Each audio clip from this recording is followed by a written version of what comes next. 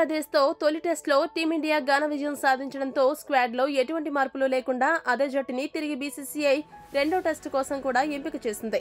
ప్రస్తుతం టీమిండియా రెండో టెస్టుకు సిద్ధమైంది. ఈ మ్యాచ్లో కూడా గెలిచి సిరీస్ను 2-0తో క్లీన్ స్వీప్ చేయాలని భావిస్తోంది. సెప్టెంబర్ 27 నుండి బంగ్లా, భారత్ మధ్య కాన్పూర్ వేదికగా ఈ రెండో టెస్టు మ్యాచ్ ప్రారంభం కానుంది.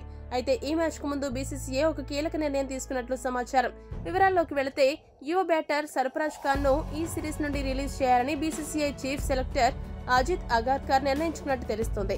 రాహుల్ పూర్తి ఫిట్నెస్ తో ఫామ్ లోకి రావడంతో ప్రస్తుతం సర్ఫరాజ్ ఖాన్ అవసరం జట్టుకి లేదని భావించిన బీసీసీఐ అతన్ని రెండో టెస్ట్ నుండి విడుదల చేయనుంది. అయితే సర్ఫరాజ్ ని రిలీజ్ చేయడానికి ఇక్కడ మరో కారణం కూడా ఉంది.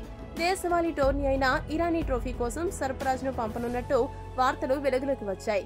లక్నో వేదికగా అక్టోబర్ 1 నుండి ముంబై, రెస్ట్ ఆఫ్ ఇండియా జట్ల మధ్య ఇరానీ ట్రోఫీ ప్రారంభం కానుంది. ఇక ఈ సిరీస్ లో సర్ఫరాజ్ ఖాన్ ముంబై జట్టు తరపున ఆడబోతున్నట్లు పలు రిపోర్టులు వెలువడ్డాయి. ఒకవేళ చివరి నిమిషంలో రెండో టెస్ట్ కు ముందు జట్టులో ఎవరైనా గాయపడితే లేదా ఎవరికైనా ఫిట్నెస్ సమస్యలు ఎదురైతే అప్పుడు సర్ఫరాజ్ ఖాన్ ను మళ్లీ వెనక్కి వచ్చి జట్టుతో చేరుతాడు. ఏది ఏమైనా టాలెంట్ ఉన్నప్పటికీ టీమిండియాలో ఉన్న విపరీతమైన పోటీ కారణంగా టెస్టు జట్టులో సర్ఫరాజ్ కి ఇప్పట్లో అవకాశాలు రాకపోవచ్చనేది మాత్రం వాస్తవం. ఈ వీడియో గనుక మీకు నచ్చినట్టయితే లైక్, షేర్, కామెంట్ చేయండి. మరిన్ని స్పోర్ట్స్ అప్డేట్స్ కోసం మా ఛానల్ ను సబ్స్క్రైబ్ చేసుకోండి.